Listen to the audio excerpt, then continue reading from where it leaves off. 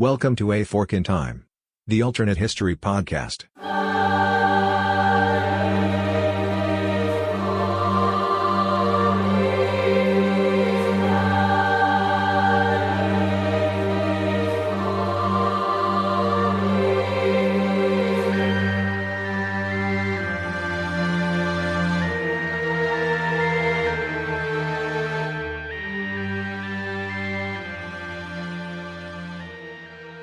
Welcome back to A Fork in Time, the alternate history podcast.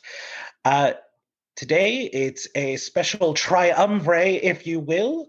It's me, E.C. Darlingbond, Dylan Holzmer, and Robert Koshu, coming to you here from the Middle Ages. Today, Dylan is leading our expedition to reclaim the Holy Land, as it were, in this time with the fabulous Baldwin IV. But Dylan, would you like to lay out the prospects before us?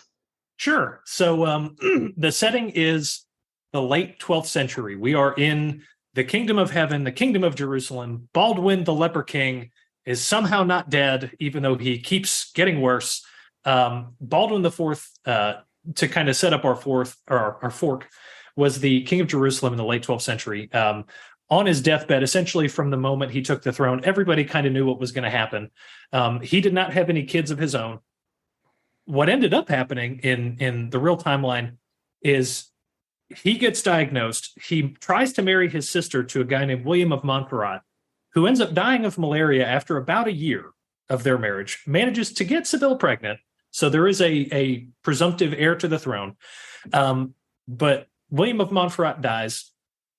Then Guy de Lusignan and Reynald of Chatillon, who we will discuss in more detail later, end up basically being the bulls in the china shop that wreck the Kingdom of Jerusalem and start causing all kinds of problems.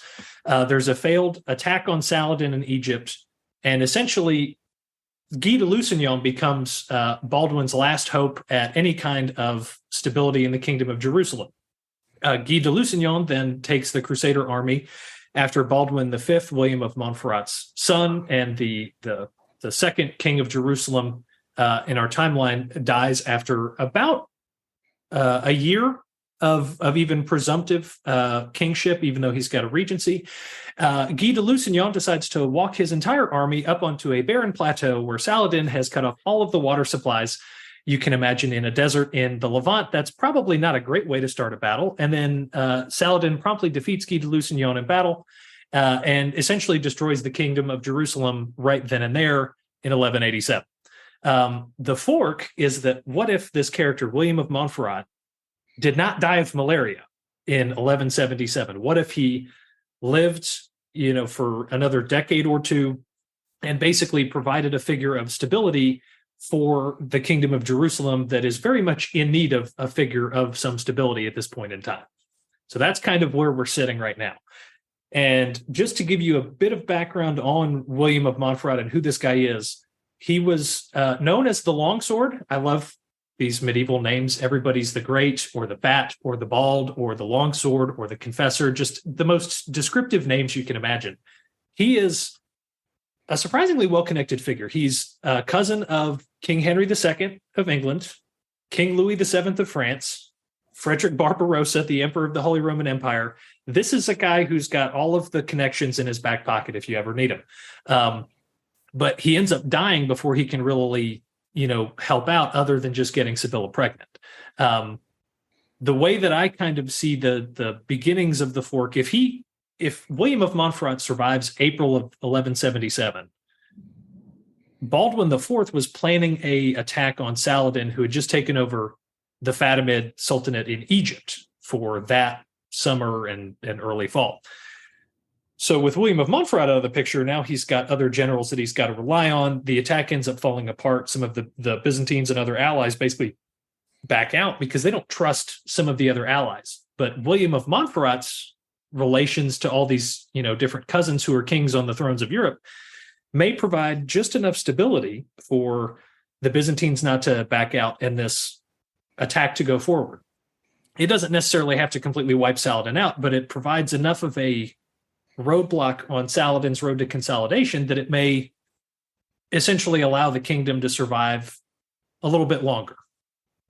Okay, so we have the suggestively named William Longsword of Montferrat surviving his malaria. Before we continue, I just want to wish a happy Pride Month to all of our fans and listeners out there in the community. I have some siblings and relatives of my own, so celebrating you all. Thank you for listening. Now, Robert, what do you know of this time period? So this would be right before the Third Crusade. Correct. This is after the Second Crusade. They've established the Kingdom of Jerusalem. This is about the fourth ruler of the Kingdom of Jerusalem as they've gone through and moved forward with it. And so now we're at a point where Saladin is really starting to make himself known. He is the Muslim leader who has decided he's going to be the one that takes back the kingdom of the Kingdom of Jerusalem from the infidels, as the Muslims would call them, to really reestablish and get the Temple Mount back. The Temple Mount, remember, is where Muhammad left the earth.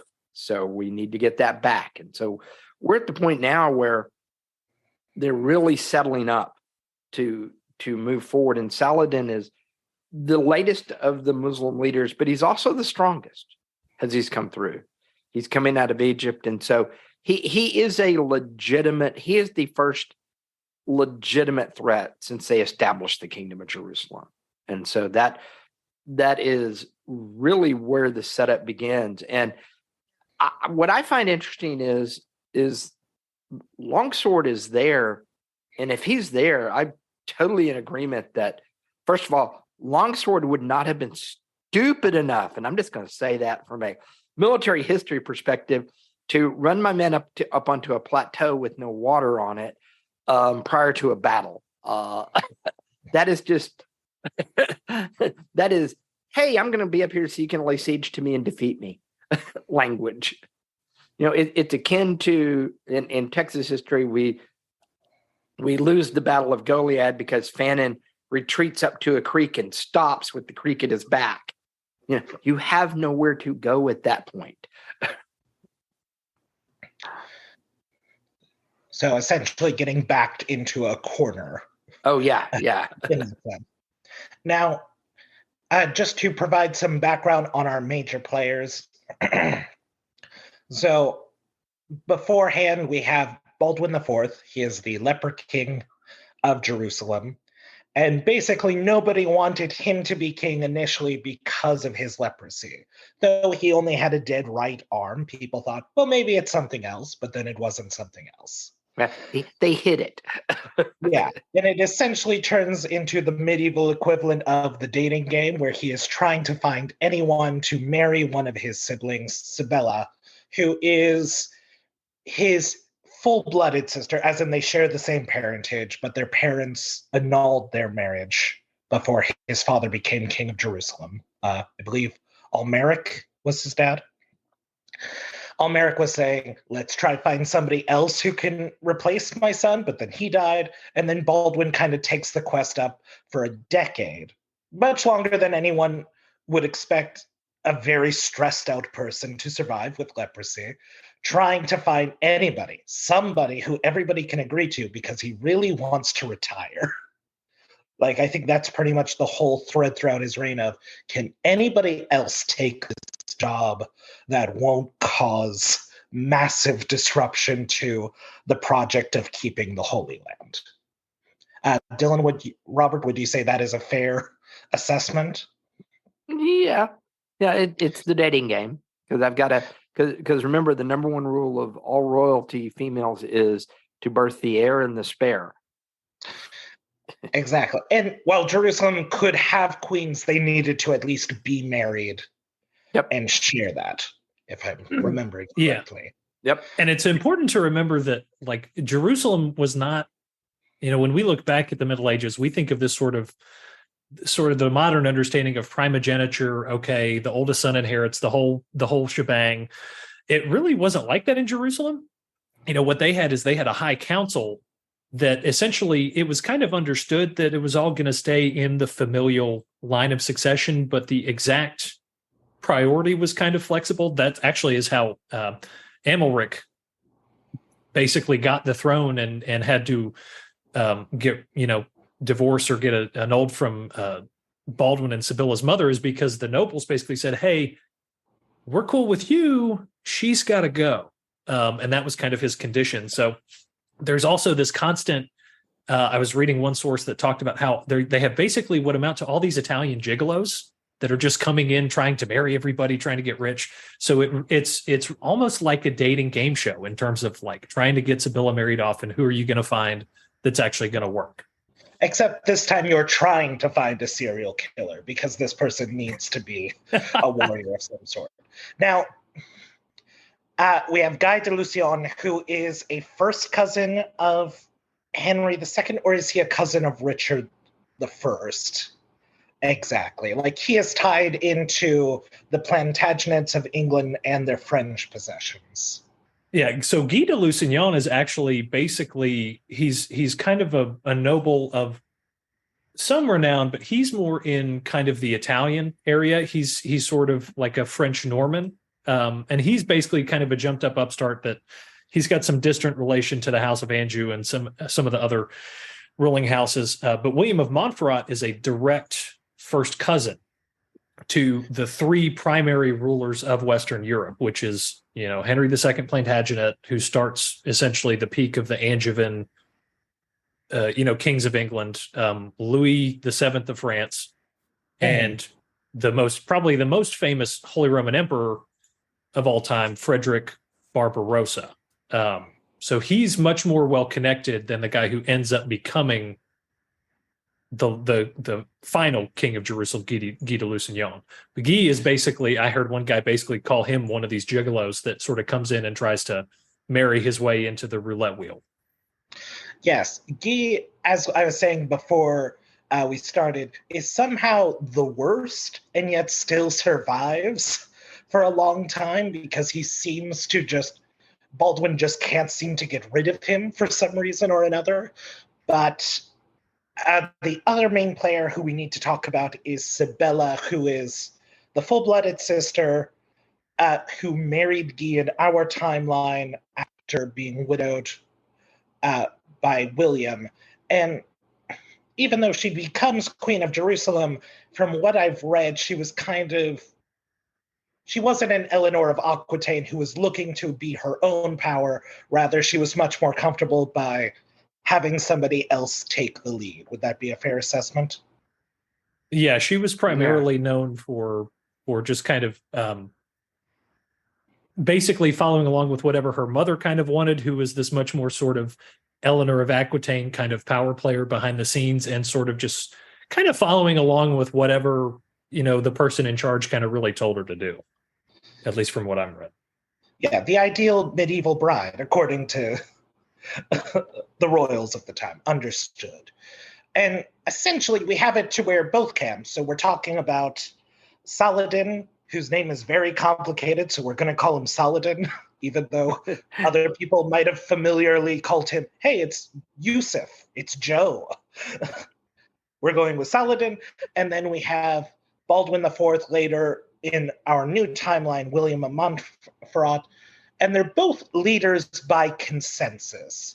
Would that be fair to say? They're both relatively in the same position to where they have a mission, keep the Holy Land, take the Holy Land, ideally Jerusalem being the number one city of importance. And they both have patrons on both sides because they both have to sell themselves as, I will take back the holy city, or I will keep the holy city. Please send money. Please send troops.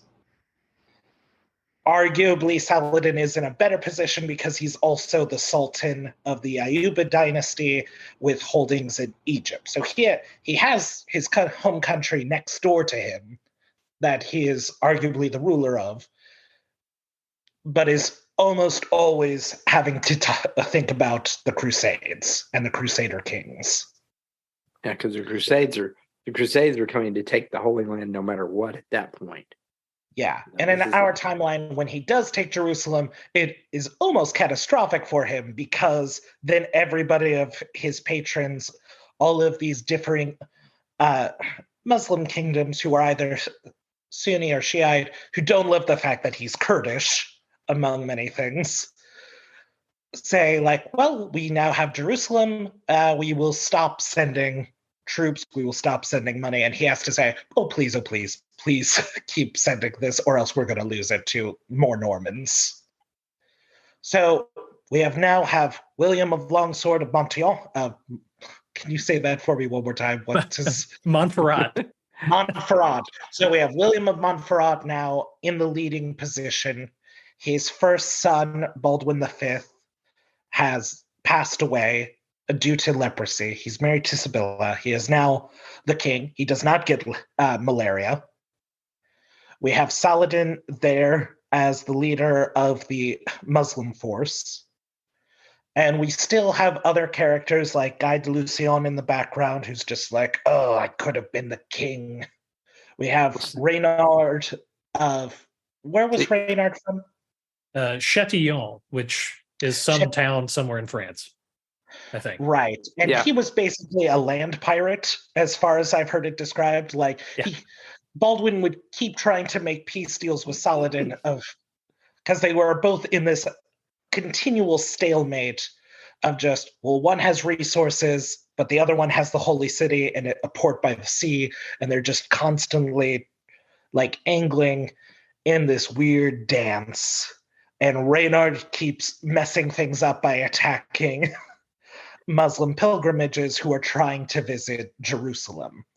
And Jerusalem itself is not a profitable city for traditional farming. They basically are... It's basically if Disneyland was a religious experience. Like you're making your money off people coming to see your city. Yeah, there is no real farming capability near Jerusalem. Geography just doesn't let it happen.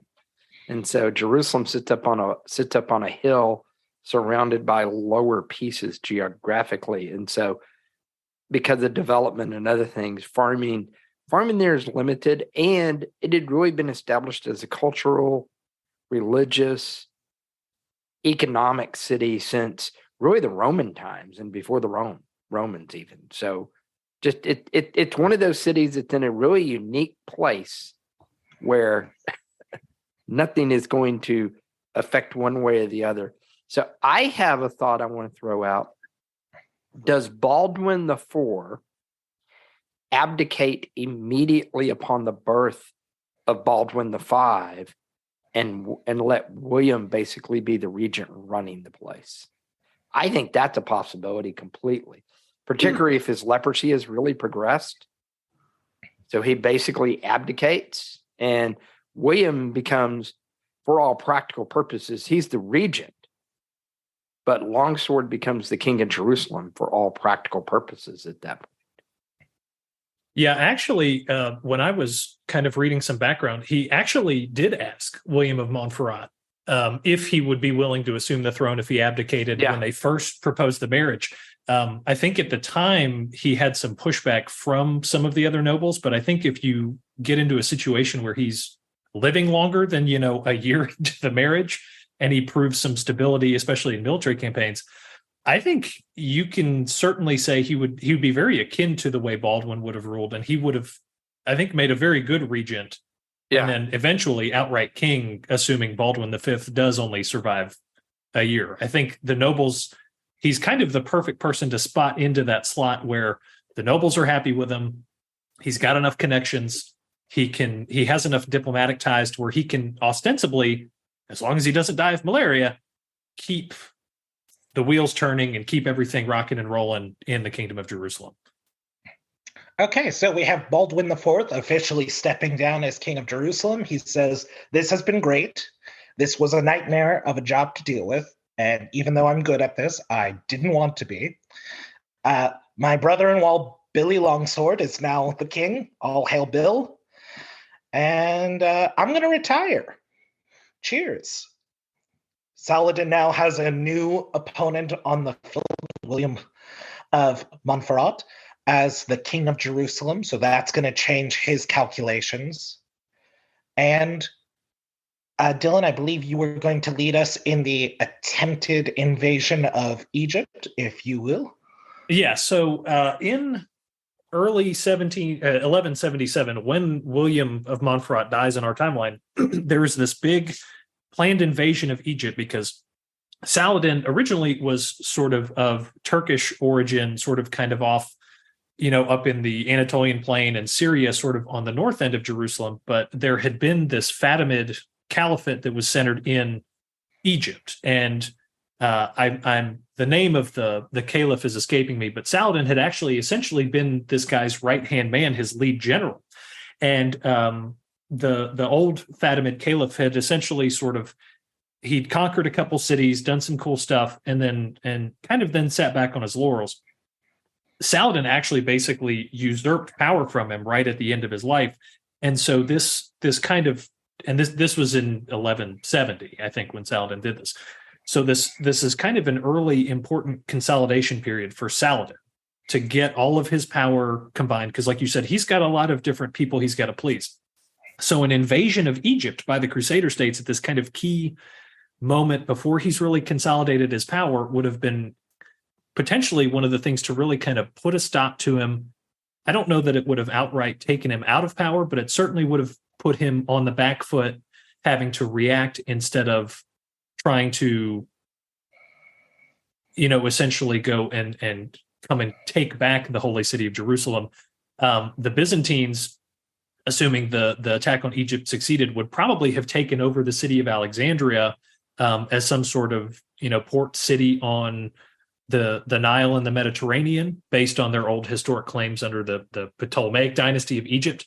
So if this invasion does succeed, Jerusalem is safe from, Muslim invaders for another 10 or 15 years until they can get their act together. You've got new Byzantine strength on the Egyptian coast. And I think that potentially opens up not just some diplomatic possibilities, but some interesting economic possibilities because of where Jerusalem and the other Crusader states and Egypt especially are situated in terms of the axis of medieval Europe versus, medieval India and the Orient. I think there's some interesting trade possibilities that could get opened up there.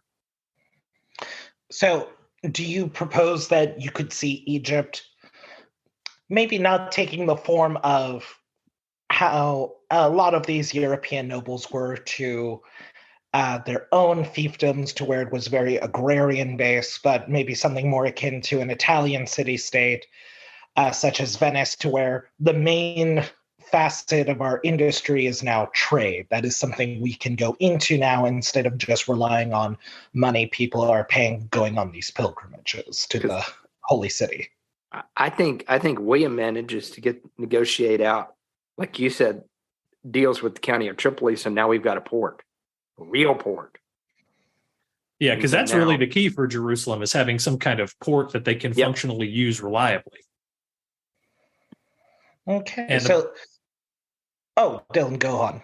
No. I was just going to say, and that deals with two problems. One, Jerusalem getting a port, consolidation with Tripoli, but also the Byzantines have kind of slowly been losing power, but nobody realizes it yet. Because the First Crusade was called essentially at the behest of a Byzantine emperor, saying, "Hey, come help me, please. I'm getting attacked." And there's this fascinating thing that's happening in the kind of 12th century of Byzantine politics, where, especially once the Crusader states start, they're doing all this stuff. They're trying to make these alliances. They're bankrolling some of these trips almost out of necessity, because they're trying to look more imposing than they really are behind the scenes to get the help that they need to fight off some of these attacks, especially by the Seljuks up in Anatolia. So this win also gives the Byzantines a significant strengthening of their sort of position behind the scenes, and potentially allows them to sort of not have to worry so much about, Saladin and some of the other attacks in the south where Jerusalem is, and focus more on sort of the Seljuk Turks and eventually the Khwarezmians in sort of Anatolia and in Persia, maybe. Okay, so this attack on Egypt, the capture of Alexandria, that essentially exterminates the possibility of a third crusade. So we may not have Richard the Lionheart having to then come to try and take Jerusalem from Saladin. Would you say that is correct?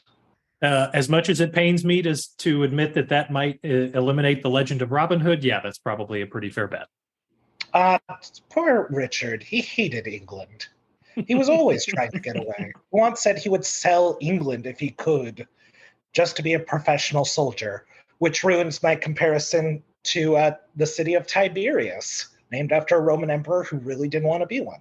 So there's that out of the episode. But so we now no longer have a third crusade, so we don't have that rivalry between Philip and Richard, both having to be in Jerusalem at roughly the same time, so neither one invades the other's holdings in France. Frederick Barbarossa probably doesn't drown while swimming. I'm just saying, make sure this summer you have somebody watching the pool. Somebody who is not inebriated watching the pool. That's just a safety tip from here in Arizona.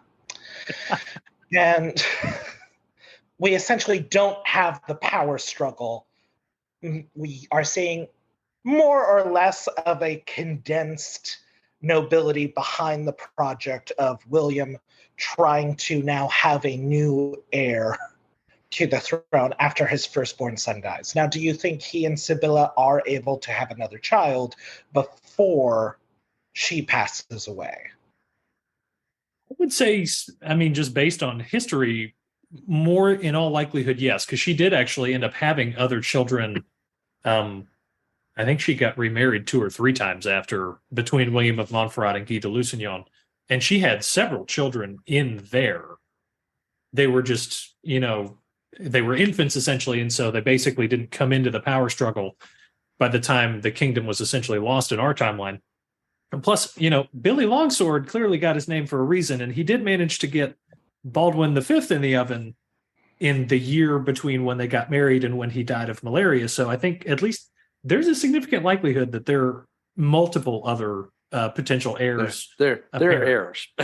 Yeah, whether it's Baldwin VI or William II, or if it's a female heir, there's going to be possibilities. I think the kingdom at least survives for. Yeah, I think you could at least say the kingdom survives another generation. Although anything beyond that, it gets questionable. Yeah. After all, Baldwin did select that subscription option on Only French, the premier nobility of Europe.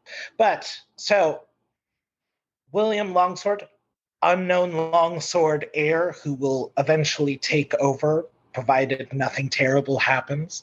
And we have Saladin. Do you think Saladin remains in his position as leader of the jihad against the Normans, or do you think that project now is just decided on, okay, everybody's now for themselves if they want to take the Holy City? I think Saladin is still around. He's just delayed. Yeah, I was going to say, I think he's at least still around. I don't know that he's kind of the monolithic presence. I think, it's going to end up kind of being, one of those things where he's one general that's got these plans, but there may be 2 or 3 others that pop up, from the various other power centers. But I certainly don't think he just goes away. I don't think he disappears from the stage of history just because of this. Yeah. If the only thing I was willing to suggest as an alternative is maybe his brother Aladil takes over for him, much as he did in rulership of the Ayyubid dynasty in our own timeline. And Aladil was, according to the sources, hot. Like, everybody really liked him, especially the Crusaders, because they all thought of oh, he's just the example of a chivalrous king. He's a sportsman. He's funny. We just all really like him. Richard I actually tried to get Aladil to marry his sister and make them the new rulers of Jerusalem at one point, with the idea that the Muslims would hold the city and the Christian army would be outside the city's walls as a power-sharing agreement. The only thing that went wrong was Aladil didn't want to convert to Christianity, as part of that agreement, though there was a lot of thinking hard about it of just like, well, is this a solution that everybody can live with? Yeah, and I think that kind of gets at one of the most significant questions of like the long-term stability and existence of Jerusalem. Like what this is in real life, we had a couple of crusades after this when Jerusalem fell. Do you think we're going to have more crusades for some of the other outlying regions, because of this sort of victory in Egypt? Or do you think we're going to see sort of a slow, stagnant decline instead of just kind of a snuffing the candle out, that Guy de Lusignan caused when the kingdom was, instead of being destroyed in a battle, they just kind of get chipped away and withered, and eventually the power politics of medieval Europe just cause them to get put on the back burner until they sort of fade out. And what do you think the long-term prospects are? Depends. Do we want to save the world or destroy it? We're in a complicated position because because even from its inception, this has been a war both of religious fervor, yes, but also political maneuvering, because Alexius Komnenos of the Byzantines was really just trying to take back Byzantine territory and said to the Pope, yeah, I'll try to fix the schism between the Orthodox and the Catholic Church. And the Pope was just trying to still be the Pope instead of the anti-Pope. So how much of it all gets into this question of, so what's taking precedence? Is it personal power? Is it religious favor? Is it something else? That's kind of the messy thing about the Crusades. I mean, some of the Crusades didn't even take place in Jerusalem, like the Fourth Crusade. That just turned into a weird salary dispute. National Lampoon's Byzantine Vacation. Yeah. Mm-hmm. Well, that's kind of the interesting thing, because that's one of the fascinating things about this family, the House of Montferrat, is they're so plugged in, not just William, but all of the siblings. They're so plugged into all of the other things that happen in this era of medieval politics. I mentioned before we started that like his brother Conrad in the real timeline eventually basically becomes the king of Jerusalem after the Third Crusade, and they kind of reconstitute the kingdom. One of his other brothers actually became, the husband of, at one point, the heir apparent to the Byzantine emperor. The family was executed as part of this whole convoluted, one might even say Byzantine murder, succession plot. But if William of Montferrat is in the picture, one of the main reasons that his brother Renier was killed along with his Byzantine empress heiress wife is because they didn't have anywhere to go other than the Hagia Sophia to run around when the other claimants came in. So if she can, if Renier can escape to a Jerusalem that's ruled by someone from the House of Montferrat, there may be some interesting, interdynastic, it kind of Jerusalem versus the Byzantines could become sort of our version of what in real life was the constant battles between England and France over the throne of France and the Angevins, because you just turn the poles and move the map a little bit, but you still have this dichotomy between the Byzantine Empire and the kings of Jerusalem in the House of Montferrat. That's kind of, a stretch, but it could set up some interesting power dynamics for the next 100 years. Yeah. In the words of Highlander, the Montferrats end up in charge. I mean, that's really the end of it is they end up a more powerful family than they were in our timeline, because they almost have a dynasty at this point.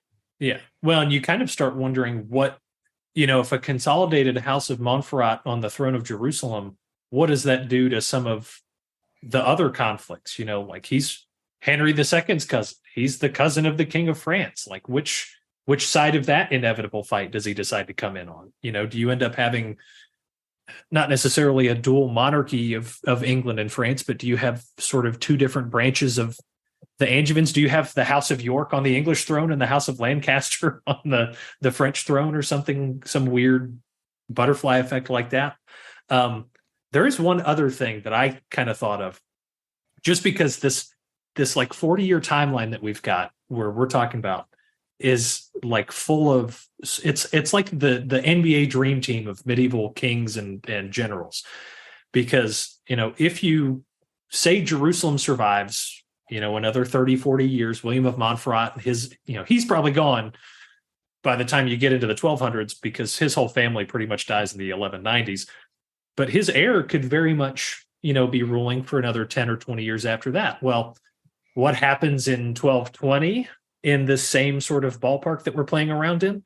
A guy named Genghis Khan starts blowing things up left and right. So one of the things that I was kind of curious about was, what does a Western Kingdom of Jerusalem in the Levant do when Genghis Khan shows up on the scene? I like in your notes, Dylan, you put that, do the Europeans pay more attention? Yeah, and that was kind of the thing, because even while the Crusades were going on, there was this whole, I don't know if you guys know a whole lot about the sort of myth of Prester John, this sort of, pseudo mythic fabled king in the East of this magical Christian kingdom that was going to swipe all the infidels away. I believe you mean the king of Ethiopia. Yeah, that's what it actually was. But much it's one to of the those annoyance of the Ethiopians of just like, we're not Prester John. But there were some theories, at one point, that they were actually talking about, when they heard these rumblings of this mythical king in the East, that they were actually talking about the Mongols as they started sweeping across. I'm curious, just because, by the time the Mongols essentially had free reign from basically everywhere from Baghdad to Moscow and Kiev without the Europeans really caring. They didn't necessarily put any stock in it. It was the Muslims' problem. It was the sort of hillbillies in the Russian steppes problem. But if you have even if the Mongols don't get to Jerusalem, just having somebody in the neighborhood that says, these guys just blew up the Hanging Gardens of Babylon, they might be a problem, gives the European sort of primary powers, 10 or 15 years head start. So maybe the Mongols don't get into, Bohemia and essentially the heart of the Holy Roman Empire. Do they get stopped, kind of on the Ukrainian steppes? I don't know that there's anything they can do, but I think it's an interesting possibility. I have a very fun theory. Francis of Assisi, the saint, instead of trying to convert Aladdin, he tries to convert Genghis Khan. That would be very entertaining, at the very least, if not just fascinating from a religious and sort of cultural. Like, what would that even look like if not even Genghis, if somebody in the, rather than like the descendants becoming sort of Muslim and the Ilkhanate and some of those other things, what if we got some Christian Mongols? That'd be kind of interesting. Well, especially because the Mongols are such a weird group to a medieval Christian understanding. Like, Islam had spread pretty far out into Asia at this point. Like, even some Chinese admirals like Zheng Ji were practicing Muslims while also serving the Chinese court. And so to the Christians, they're like, wait, so are these Muslims? No, they're not Muslims. So they're pagans? No, they're kind of Shintoists. What are Shintoists? Okay, they kind of put a lot of spirit into natural things like mountains and streams and believe in the sacredness of the earth. And the Christians are like, what? What? So they're pagans? I guess you could say they're pagans. So that's just a whole nother extreme of like, I mean, the Muslims are weird to the Christians, at least, but at least they thought Jesus was cool. But these guys have never even heard of Jesus. Well, and so that's like, if they were going to convert, I would imagine probably, the Mongols that occupied the area around sort of, Moscow and the Kievan Rus would be the ones to convert. I don't know that you can get far enough into the Mongol sort of heartland, but because if you've got Mongol Christian overlords of the Rus, does that mean that the Russians eventually kick them out? Are they a little more okay with them because they at least all believe Jesus is cool, whether that's Orthodox or Christian or whatever? Yeah, Do you end up having a proto-Mongol Russian state? And the Mongols were very big about the whole, we don't really care about your religious preference as long as you pay your taxes. You're free to do your own thing. Okay, I guess we'll be Christian if that's what matters so deeply to this populace. Because we had the Mongols in India as the Mughals for a long period of time. They're pretty flexible when it comes to things like this. So, you know what? That's going to be my answer for you, Dylan. By 1250, Jerusalem has fallen to the Mongols. Oh, now that's even more interesting. Now that becomes even more interesting because now you've got, instead of 2 players in the Levant, now you've got 3 players. And does a Mongol conquest of Jerusalem then trigger what would be the equivalent of a third crusade? Yes. And interestingly enough, do the Muslims and the Third Crusaders work together to throw the Mongols out? I think it's at least more of a possibility because, again, you're getting, especially for Jerusalem specifically, you're getting, I think it's, and correct me if I'm wrong, somebody, but I think it's the only major holy city that is regarded as such by 3 distinct religions. That is its distinction. I think you could certainly say, at the very least, some of the other Crusader states aside, the defense of Jerusalem would call all of them and maybe allow them to set a kind of precedent for a sort of co-governance of a reconquered post-New Third Crusade non-Mongol Jerusalem, whether it becomes essentially like a kingdom of the Levant, not Jerusalem specifically, or, I don't know how that would work, but I think that'd be kind of an interesting idea, at least a sort of syncretist, multi-religious Middle East. All because some guys who like to get drunk on goat's milk decided to come down for a party. Yeah. So what else does I think that we've caused some pretty good damage into the timeline. We've got the Mongols conquering Jerusalem, triggering who would lead that Third Crusade then? If you say in the 1220s, I mean that still puts you in not Richard III. Who's underneath that? I'm trying. My kings of Alexis would be able to say. Yeah, Alexis would know this immediately. Well, there's also no Magna Carta now. That was the other thing I was going to bring up is what does the state of our modern conception, of course, the lawyer in me is coming out now. What does the state of our modern legal understanding come to if, Richard isn't out of the picture and King John forced to sign the Magna Carta in 1215 by the barons? What happens to the modern conception of a parliament and representative government? Are we ruled by a descendant of King George Washington in America or something? To take it really far out to absurdity. But it's an interesting thought that William of Montferrat not dying of malaria means no Magna Carta. Yeah. Oh, I have it.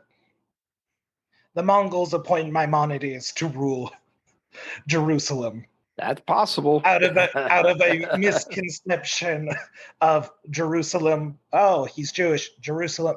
He's the now king of Jerusalem. Well, I mean, Maimonides hated even being the prince. Under Saladin is now the king. And everybody freaks out. I think we just created an even more cursed timeline than the one Chris and Eric and I made where Germany wins World War I. Yeah. Oh, all right. I think we've done a pretty good amount of damage for today. Do you guys have any final thoughts on this weird, absurd medieval timeline that we've created? I think Well, just for the scoreboard. So we ended up, what year did we start off in? 1177. 77. Yep. So we started from 1177. We've ended somewhere in the 1220s. The Mongols have taken over Jerusalem because there was no Third Crusade, because William of Montferrat was able to have an heir who was able to continue their lineage. The Byzantines do not take in or do not go over to the Russians for whatever reason, who cannot claim to be a fourth Rome. Saladin does not take over Jerusalem, and perhaps his claim to be the leader of the United Muslim Front is taken over by his brother, Aladin. And maybe there's no Magna Carta, so we are unsure about the fate of democracy for future generations. This is the kill count of this week's Fork in Time podcast. Yeah, I think that does it. I think we need to get one of those little clicker counters to see how many millions of people we end up accidentally killing as we create these timelines. Robert, what do you think? I'm thinking that we have tapped this one out, but I love the idea of a Mongol conqueror of Jerusalem. I think that is an intriguing concept that we may have to revisit at some point. Honestly, and see how much further it goes down. Yeah.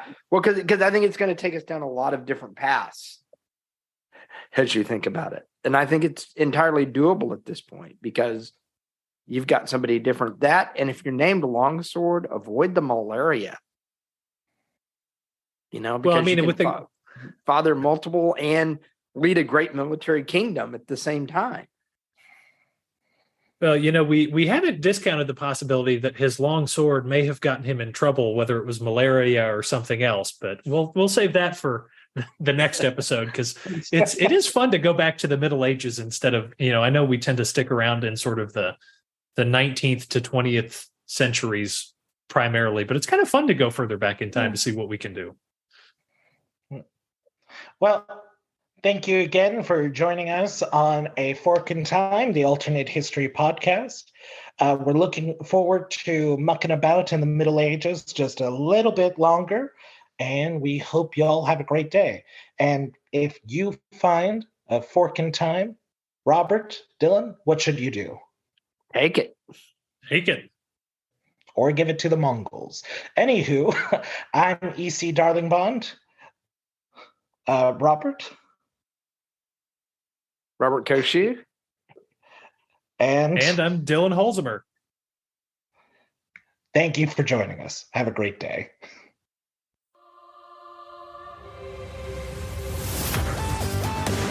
Thanks for listening to A Fork in Time, the alternate history podcast. Learn more and provide feedback by visiting our website at www.aforkintimepodcast.com. Connect to us on Facebook at facebook.com/aforkintime or follow us on Twitter at AFIT Podcast. If you want to support the show financially, visit our Patreon page at patreon.com/aforkintime. We hope you will join us next time.